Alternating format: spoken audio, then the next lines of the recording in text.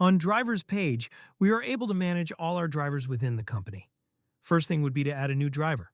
We simply click Add New Driver here. Then we enter all his personal information, such as first name, last name, email, phone number, assigned truck. If you already have a truck you can assign him to, it's already in the database. It's already entered to the Truxel. You're able to select it from here. If not, simply skip this step. Move on. Here we can put his hire date. Termination date is left empty. That's when he leaves. License. We can put CDL number here, expiration date, and medical card expiration date. Over here we put and select payment method and payment agreement. On payment tab, we select pay type of the driver. We can select from percentage of the load, per mile or hourly. For percentage of the load, example, if you as a company have 12% commission, you simply put 88% of the gross of the load will go to the driver. So simply put 88% here.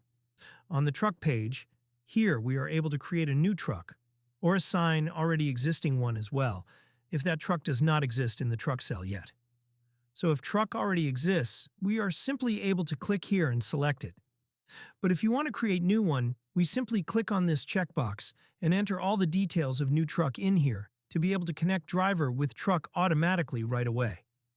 On trailer page, we can do the same thing as on truck page. We can select existing trailer or we can create a new one here. After we have done that, new driver has been created. And if you want to add this new driver as user of the Truxel, so he's able to go on his cell phone, log in, see all the loads, upload paperwork to the loads, see his statements, upload his maintenance invoices, and so on, you are able to create a user profile for him right from this driver's page. Simply by clicking on these three dots in the Actions column, you will see Create Login Account option, which will automatically create login account for that driver and send him email with credentials that you choose. Email address. You put his email address right in here. You select temporary password.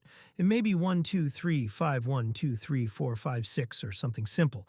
As long as it's at least 6 digits long, it will be fine. Because driver after the first login, he will have to change the password to something else. Then we click Create Account. A driver will automatically get email to email we have put here. He will get email with his credentials, with the link to log in, with email to log in with, and with temporary password that he's going to use. But you can also text him, hey, we already created an account to you. Send him a link where to log in, send him his own email, then send him temporary password that he's going to have to change after the first login. After that has been done, your driver will have an active account, and we can go back here and see he will be in Working Driver tab. If for some reason one of the drivers is not working anymore, he has left the company, you may simply select Status. Click on the drop-down menu and select as Non-Working Driver. He will be removed from this view, but he will be moved to this other tab called Not Working. These drivers will stay here, no matter how many of them you have as non-working drivers. You will not be charged for them. You will only be charged for working drivers. So if you have 20 drivers and 20 trucks fleet, you may add all 20 of them, but you can select some of them that do not currently work as non-working in order to avoid being charged for them.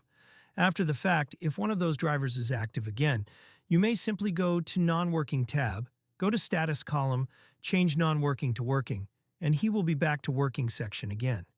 We also have Search. We can search from here. We may also select one of these if you want to narrow our search further. We have a Refresh button at the top. And regarding that, that's it. You can also, of course, view driver's details from here in more details. You may also edit driver from here.